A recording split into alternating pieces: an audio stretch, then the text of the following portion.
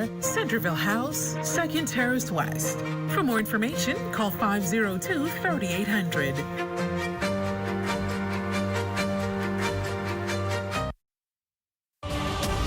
At Centerville, I'm LaDawn Davis. This is ZNS.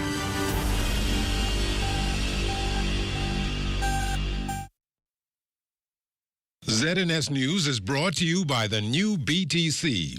Fiber is here. Faster, stronger, more reliable. Together, we are unstoppable. Switch today. Breaking news this late night, we are on weather watch. A potentially severe system could be at our doorstep in the coming days. Basil leading us off this late night with its latest track. A closer look at that dismal labor forecast, which shows a significant spike in the nation's unemployed. Men versus women, educated to those with little qualifications. What more are we learning from the latest data? And a second man from yesterday's shooting in the Camp Road area has died. Also tonight, hear what the National Security Minister and area MP is saying about that horrific ordeal. Those stories, the days of the news, this late night, Wednesday, September 24th, 2025.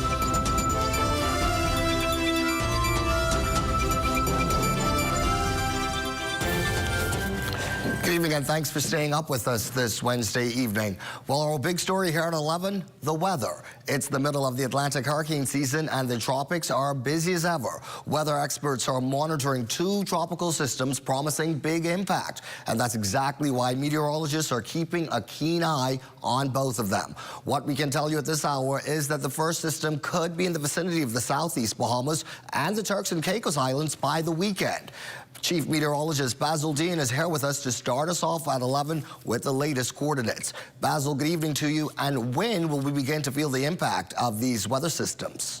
Well, I'll get to that in just a minute, but we have newly minted tropical storm Humberto. This one formed in the central Atlantic earlier this afternoon. It's packing winds of some 40 miles per hour, and it's some 550 miles just to the east-northeast of the northern Leeward Islands, moving west-northwest at 15 miles per hour. Now, a shift towards the northwest of this system is anticipated, and that will keep this first system well to the east of the Bahamas, so absolutely no problem from tropical storm Humberto. But today we have this tropical wave, very strong tropical wave. Right now it's over that would be San and Hispaniola. It's approaching Hispaniola, I should say, and it's moving towards the west at also about 15 miles per hour. Now there's some disorganized showers and thunderstorms associated with this tropical wave. But the thing is, it has to pass over Hispaniola over the next 36 to 48 hours, and as we all know, Hispaniola is a mountainous terrain, which will have a negative impact on this system. So we'll wait and see what shape it's in when it reaches into the southeast Bahamas and the Turks and Caicos Islands. We anticipate that that will happen on Friday. Once that happens, rainfalls will continue to increase over the southeast Bahamas, and with the already saturated grounds, flooding will certainly be a major factor in the southeast Bahamas and Turks and Caicos Islands over the weekend. Once that low pressure forms, which our computer models are suggesting, it will move towards the north, but that will keep it just slightly to the east of the central Bahamas. And then we'll have Humberto, a trophy out of that will pull this system over the open waters of the Atlantic, so the northwestern parts of the country should be reasonably okay, save for some elevated rain showers, which is also associated with a trophy that has been over the northwest Bahamas for several days. And another scenario is that tropical depression would not take place until about Saturday or Sunday, late Saturday, early Sunday, and that will take place just to the east of the northern Bahamas, and then that's when it will be absorbed by Humberto, which will take it over the open waters of the Atlantic. So we're asking residents in the southeast Bahamas, Turks and Caicos Islands, just to brace themselves for some very heavy rainfall, flooding, and you need to do whatever is necessary to mitigate against those flooding during the next several days.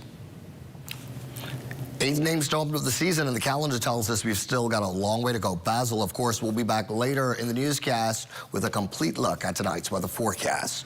The Disaster Risk Management Authority also taking no chances tonight. Our Altaviz Munnings joins us in studio with the DRMA's plans and what precautions they're advising you to take. Good evening, Altaviz. Good evening to you. Now, that special weather statement indicated that the Disaster Risk Management Authority and its affiliates are preparing for potential activation, and they're urging residents to ready their homes, families, and businesses for possible tropical storm impacts. The DRMA confirmed that Prime Minister, the Honorable Philip Davis, was briefed on tropical disturbance AL94 at 3 o'clock this afternoon, and the Prime Minister has instructed the Ministry of Works to prepare assets to manage potential flooding, which is expected to be the primary risk for this system. Now, the National Disaster Operations Committee and Family Island administrators have all been placed on alert for potential activation of the National Disaster Emergency Operations Center and the Family Island Incident Command Centers of the potentially impacted islands. Residents in the southern Bahamas encompassing Inagua, Mayaguana, Acklins, Crooked Island, Long Key, Ragged Island, as well as the Turks and Caicos Islands are urged to begin preparations right now for possible tropical storm or tropical depression conditions. Heavy rainfall is expected with 2 to 4 inches, and isolated totals up to 6 inches is anticipated. The Disaster Risk Management Authority encourages residents to limit time outdoors and in transit during heavy rainfall, protect their homes and secure property, and move vehicles to higher ground and protected cover where possible. You're also encouraged to identify your nearest shelters and finalize family emergency plans. Prepare disaster kits, including drinking water, medications, flashlights, and essential documents, all put in waterproof containers. The Disaster Risk Management Authority implores residents in the northern, northwest, and central islands to pay close attention to all communication on this system's development. And to our viewers, please stay tuned right here to the ZNS Network for the latest alerts on this weather system. Reporting in studio for the Bahamas tonight, I'm Altaviz Munnings. Back to you. Altaviz Munnings working late with us tonight. Those newly released labor figures show a staggering 30,000 people are unemployed in this country, pushing the jobless rate as of January of this year to 10.8%. These figures are also providing a closer look at how employment among the sexes and the educated versus those less qualified is stacking up. The figures released by the Bahamas National Statistical Institute about the country's unemployment as of the start of 2025 was sobering. The breakdown of these figures by education and gender equally stunning. Overall, men still account for a higher percentage of employed persons in the labor force. However, the data show within the largest occupation group, service workers and shop market sales, an area that accounts for more than a quarter of the total employed population at nearly 58,000 employed individuals, females outnumbered males. Female employment was also higher in other occupational groups: professionals, science and engineering professionals, legislators, and senior officials and clerks. In all other areas in that group, the number of males employed was significantly higher than the number of employed females. Among the industrial groups, female employment was higher in hotels and restaurants, financing, insurance, real estate, as well as community, social, and personal services, while male employment stood higher in areas like wholesale and retail, construction, manufacturing, mining, electricity, gas and water, and agriculture. When it comes to qualifications, the proportion of women with a college or post-secondary level degree far outnumbers men by nearly 2 to 1. Conversely, a larger proportion of men at 28% than women at 17% had no qualifications at all. Well, Labor and Public Service Minister, the Honorable Pia Glover-Roll, weighing in on the jump in unemployment numbers, citing that the survey conducted between January and March took place during cyclical contractions due to seasonal layoffs, coupled with wider trends in construction and tourism industries. During that time, labor force participation had actually increased from 74.8% in late 2024 to 76% in early 2025. So it's not, we're finding that it's not simply that jobs are unavailable. Hundreds of openings exist right in our Department of Labor database that we have simply been unable to fill. So the real challenge lies in building and aligning the skills of our workforce or the citizens that are job seekers with the opportunities that are on offer. And that's why our administration has been very proactive in investing in training and investing in new programs and initiatives such as apprenticeships and new pathways to ensure that Bahamians are ready for the jobs of today and the jobs that are emerging. And a financial expert is tonight reacting to the latest unemployment figures, giving his assessment of what it all means. Here's Cleopatra Murphy. Are we comparing apples to apples or oranges to oranges? That question being asked by CEO of Fidelity Bank and Trust, Gowan Bowe.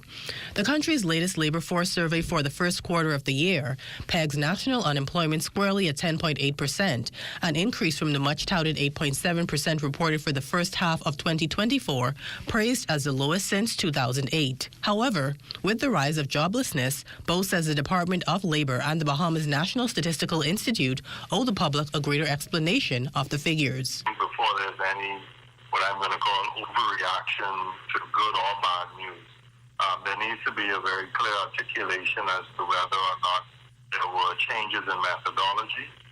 There needs to be a very clear articulation in terms of the quality of data and whether, the previously reported information was without the best data or whether the current information is with some data limitations. Still, Bowe finds the uptick in unemployment surprising, as he says despite projects like Sandals in Exuma, Beach Towers at Atlantis, and other properties in the capital under renovation and the like, there has been no major closures to account for such a change. On Grand Bahama, where unemployment previously stood at 10.4%, that has jumped to 12.8%.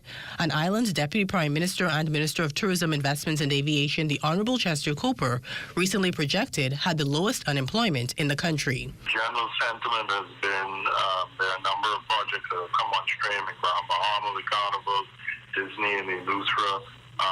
We've seen a number of signings for properties in Abaco and Boutique Resort, a number of initiatives in New Providence with the Royal Beach Club, etc. So, the general mood has been there is increased activity and employment. Bowe says not to be discounted, high school students graduate annually, also adding to the workforce. He adds that politicians, both in government and opposition, are also too quick to praise or discount numbers. Our political leaders need to know that they're dealing with the lives of real individuals, and so we have to be careful about the words we use and be more deliberate in terms of having an analysis, and let's be clear that we understand what the general trend is taking place in terms of employment opportunities and persons seeking employment. For the Bahamas Tonight, I'm Cleopatra Murphy.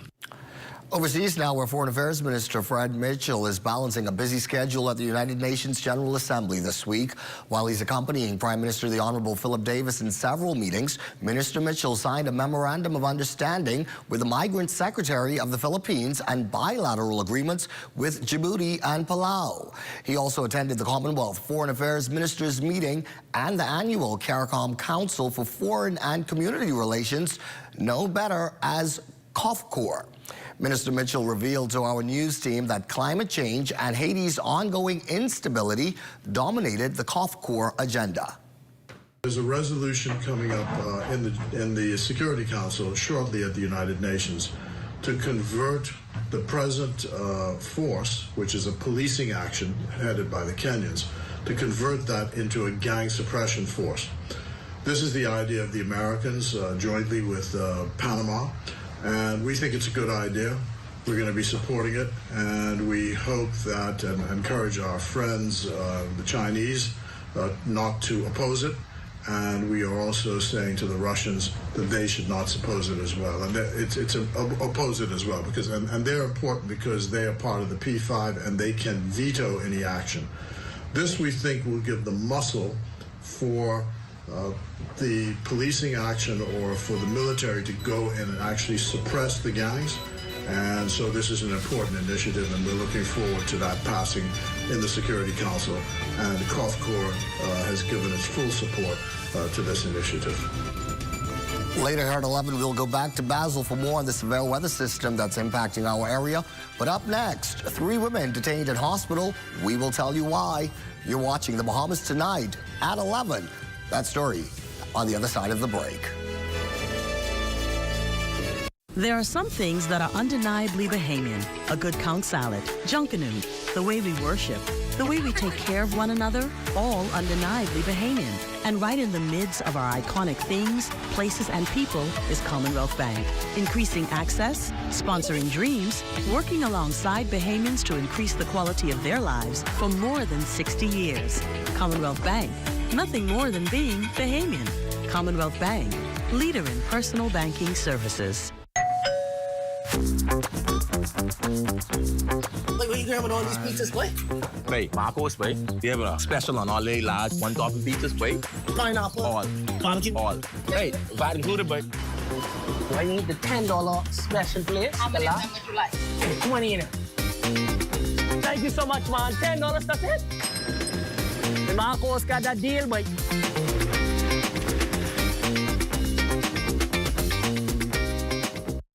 Are you a talented musician ready to take your passion to the next level? Then the Bahamas National Youth Choir is the place to be. Auditions are now open for the month of September to persons ages 15 to 25 years old. We offer two exciting options: concert choir for those who enjoy classical and traditional music, and show choir for those who want to perform in a more theatrical setting. Don't miss your chance to be a part of an incredible musical journey.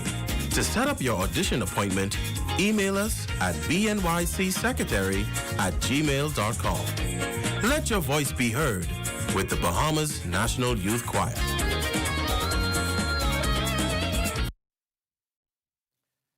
And as we continue here on the broadcast on this very busy late night, many, if not all of us, are familiar with Tylenol, the headache and pain reliever introduced back in the 1950s. The first case of autism, however, was diagnosed in 1911. That, according to President of the Bahamas Pharmaceutical Association, who tonight points to flawed studies that he says pokes holes into a recent correlation between the two. Here again, our Cleopatra Murphy. Causation and correlation are two different things.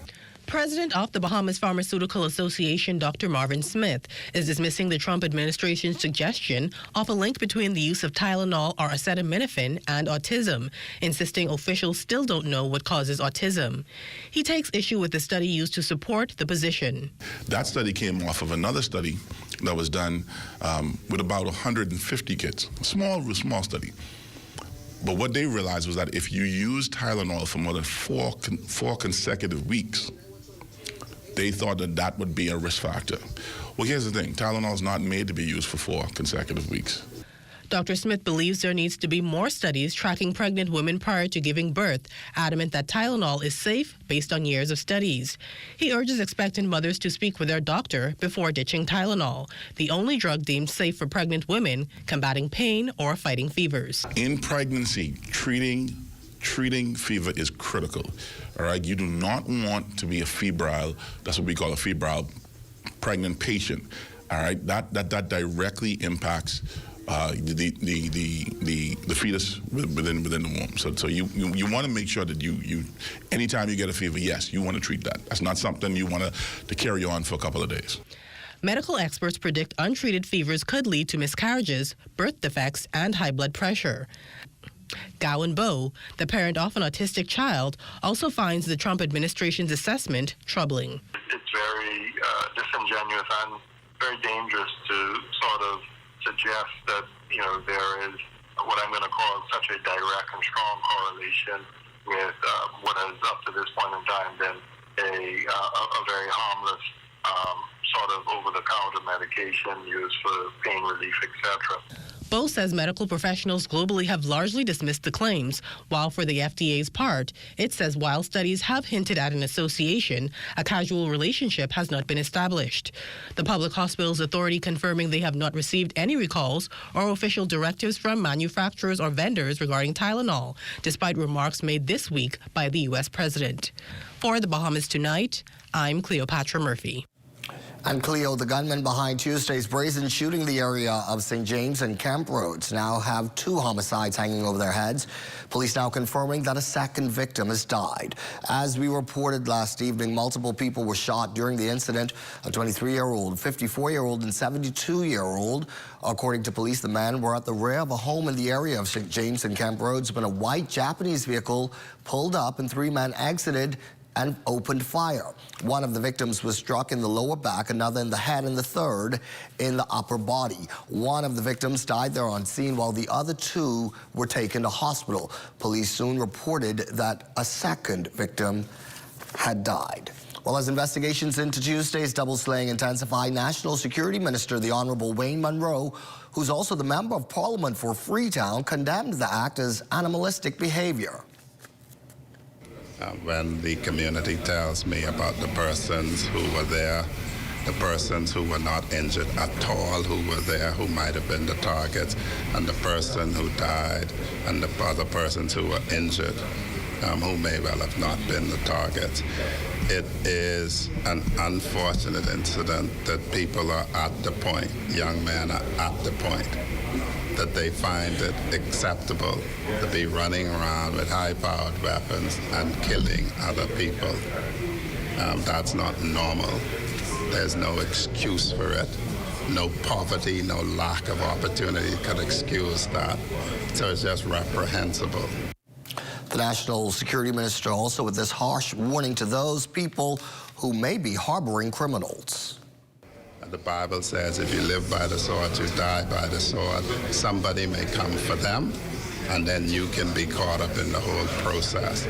So it's important that if persons know that somebody is involved in this sort of activity, that somebody has firearms, to let the police know, pass the information. You can do it anonymously. You can do it through Crime Stoppers. You can do it at urban renewal offices. You can go into a police station. You can speak to a policeman that you know to pass the information. But it's not acceptable anymore because you have to be animalistic to think like that. This isn't anybody stealing money to live because you're hungry.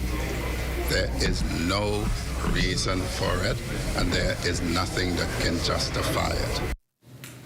On the crime news this late night, 2 senior citizens ages 60 and 79 years old are behind bars after DU and K-9 unit officers executed a search warrant at a residence on Lawton Avenue shortly after 11 this morning. It was there that the officers discovered and confiscated a large amount of suspected marijuana. Authorities confirmed the estimated weight of the suspected marijuana is about 13 pounds with a street value of $26,000. An investigation into the matter is ongoing.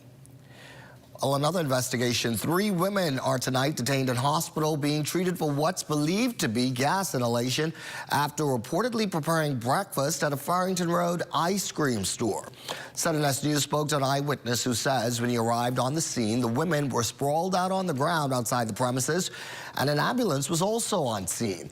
While police later confirming this evening that the 3 women, who are ages 23, 25, and 41, were in the process of cooking within an environment with limited ventilation, which may have led to inhalation of fumes from portable stoves, resulting in them losing consciousness. The current health status of the victims remain unknown at this time. Investigations, though, into the matter continue. The Bahamas tonight at 11 turns to sports next. Amajal Knowles is here with a preview of what's ahead. Jazz and the Yankees walk it off into the postseason. Details of that story and more coming up in sports. Your home is your sanctuary. The last thing you need to worry about is rodents. Once they enter your property, they can be tough to get out. If you're concerned about rodents, call Rent-A-Kill Initial. We offer the latest, most effective treatment for safe, fast, and long-lasting results. From prevention to elimination, our integrated approach guarantees protection. For rodent control you can trust, there's only one name in the Bahamas. Rent-A-Kill Initial.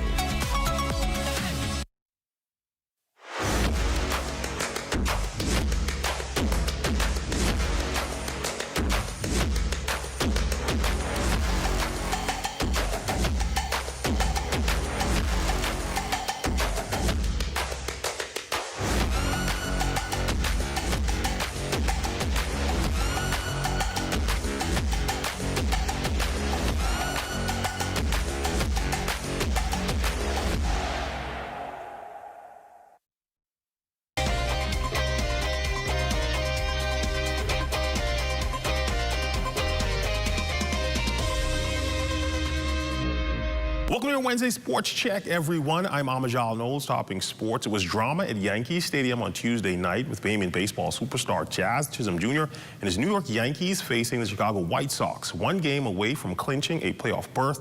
Jose Calavero's RBI single with 2 out in the 9th inning scored Aaron Judge, and the Yankees rallied to beat the White Sox 3-2 on Tuesday night, securing their 8th playoff appearance in 9 seasons. With the win, the Yankees moved within a game of the AL East leading Toronto Blue Jays and reached the postseason for the 60th time in team history. It was New York's second victory in 61 games when trailing through 8 innings. Now, while Jazz finished 0-3 with a tough night, that would not stop him from celebrating his second straight postseason appearance. It's great to play October baseball, but it means even more to go to the World Series. So right now it's just the first step, and we're ready to keep on going. I feel like we just got to keep on being resilient, keep on being together, and keep on passing the baton to the next guy. Sailing news last night from the Royal Nassau Sailing Club. After accumulating the most points this year for their performance across several regattas, Shroud officially named the winner of the Goombay Punch Cup. The prize, which was launched in 2022, measures the performance of various sailing sloops across the Best of the Best Regatta, National Family Island Regatta, and the Long Island Regatta. Aside from bragging rights, the winning sloop is awarded a cash prize and a customary congratulations Goombay Punch 12-ounce can. We got it with crew members as well as the minister responsible for regattas, the Honorable Clay Sweeting. We had a good regatta season and had good fun sailing out there. And as each consecutive race came, we inched up further and further, finishing in a second-place win. And I think that's sort of the spirit of Shroud. So this event tonight is really to show that. During the next year, they have committed to support the E-Class vessel. Sugarloaf will be a part of that. And we look forward to see young persons to be included. So that's what's exciting about the E-Class Championship, because young people are a part of that. But civil society and Caribbean Bottling Company has done a wonderful job initiating the Goombay Cup, and tonight is evidence of that. The news from the pitch: after one day off, the University of the Bahamas men's soccer team were back in action in their second international match against Atlantis University on Saturday. After a 3-3 draw last Thursday, UB looked to come away with a better result, but it was Atlantis who got on the score sheet first with a 24th minute goal. UB kept knocking on the door, but the score remained 1-0 at the half. UB came out looking for that one goal, but weren't able to tie the score. Atlantis scored in the 88th minute to close the door for the 2-0 victory. UB will look to bounce back when they take on United International College on Thursday and Saturday, October 4th in South Florida. We started off the game really well.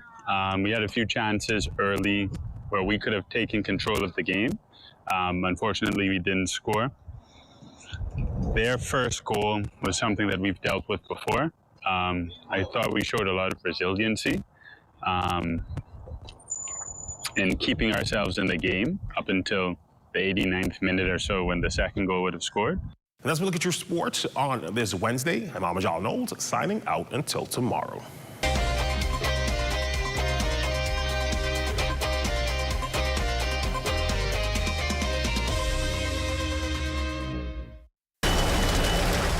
It's me, Wednesday Addams. Your life just took a dark turn. I regret to inform you that I have devised the meal of misfortune with Wendy's. It's pure torture for your taste buds, with 4 nightmarish dips of dread. Don't waste my time asking which ones you'll get. You must surrender to your fate. Enjoy the anguish.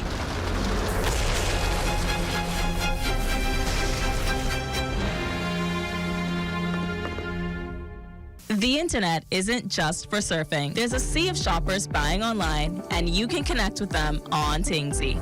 Tingsy is the SBDC's online storefront built for Bahamians. Take your business to the next level by selling to customers online, both at home and around the world. People want Bahamian things, and if you got things to sell, sell on Tingsy. Find out how you can connect with a sea of buyers by visiting tingsybahamas.com.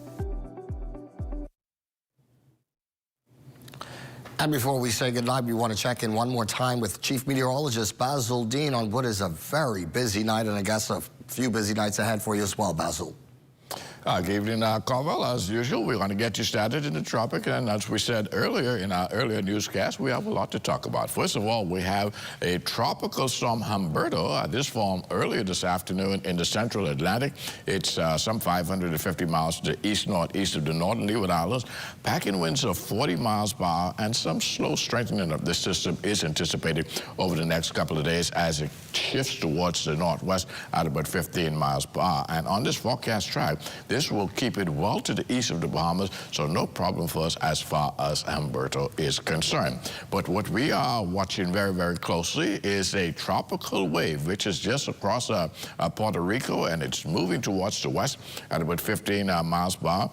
This has some disorganized showers and thunderstorms associated with it, and the Hurricane Center is giving it a 40% chance of development in the short term. That is over the next 48 hours, but over the 7-day cycle, it's going to bump up to about 80%. So there's likely that something will happen with this system, and more than likely that will happen once it reaches the southeast Bahamas and the Turks and Caicos Islands on Friday. We anticipate an area of low pressure will form, and possibly a tropical depression could spin out of this system, and that will probably happen around Saturday or Sunday during the weekend. But once that happens, it's going to move towards the north. That should keep it slightly east of the central Bahamas, and then Humberto, by that time, will pick this system up and then kick it off towards the north and east. So rainfall is going to be the major feature of this system, particularly over the central and southeastern parts of our country, where the grounds are already saturated, so localized flooding is anticipated, particularly in those low-lying areas of the southeast and central parts of our country. In the northwestern islands, still have that trophy now, which will continue to support pockets of showers and isolated thunderstorms. And as we go to our satellite picture, you can see that trophy, which has been across the northwest Bahamas now for well over a week, and that has been driving those late morning and early afternoon showers and thunderstorms. High pressure is still in control of the weather over the central and southeastern islands, but that will change once we have that tropical wave move into the southeast Bahamas over the weekend. And this is the tropical wave that we're talking about right now. You can see some heavy showers just to the south of Puerto Rico, and that will gradually spread over Hispaniola. And Hispaniola, as you know, is a mountainous terrain, which will have some negative impact on that system as it crosses. So we'll have to wait and see what shape this system is in once it reaches the southeastern Bahamas on Friday. Temperatures around the islands, Marshall, Babaco, a little on the warm side at 81, Green Turtle Key 79, 79 also in Freeport, Grand Bahama, the Berry Islands 83, Allenstown, Bimini at 85, 83 in Harper Island, Roxanne, Eleuthera 82, Otterstown, Cat Island 82, 82 again in Black Point, Exuma, Camp Space on Andros, and also in Fresh Creek, Central Andros. Georgetown, Exuma 84, Rum Key and San Salvador, 82 degrees, 83 in Betsy Bay, Megorda, Crooked Island, Clarence, Long Island, Ragged Island, 85, Acklands at 83 degrees, Matthewtown, Inagua, 87, and the Turks and Caicos Islands at 83 degrees. And your forecast tonight, well, we're looking at a couple of thunderstorms this evening, otherwise partly cloudy, warm, and a bit on the humid side, the low temperature, 80 degrees. And tomorrow, a brief morning shower or two. Otherwise, some sun and clouds will be in the mix as we head into the afternoon hours with the high temperature getting up to 91 degrees. And the extended weather forecast over the next several days, a couple of showers remaining in our forecast right through the weekend, and it will be pretty much of an isolated nature for us here in the northwest Bahamas. So not much a great impact from that tropical wave which is heading our way. And as we head into Monday, skies open up, lots of sunshine return to the forecast area.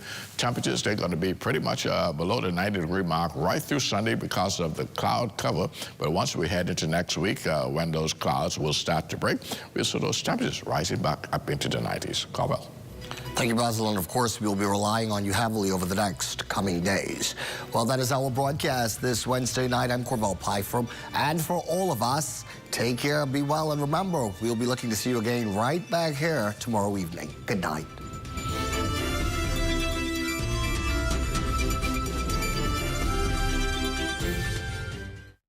At the Sydney Poitier Bridge, I'm Kaylin Green.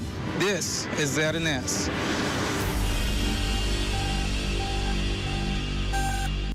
Come on, hurry up. We're ready to go. I have never seen anyone get so excited about going to a salad bar. Not just any salad bar, Veggie World. 52 varieties of croutons, including nutmeg and pimento. Yummy, yummy. Quick, turn on the television.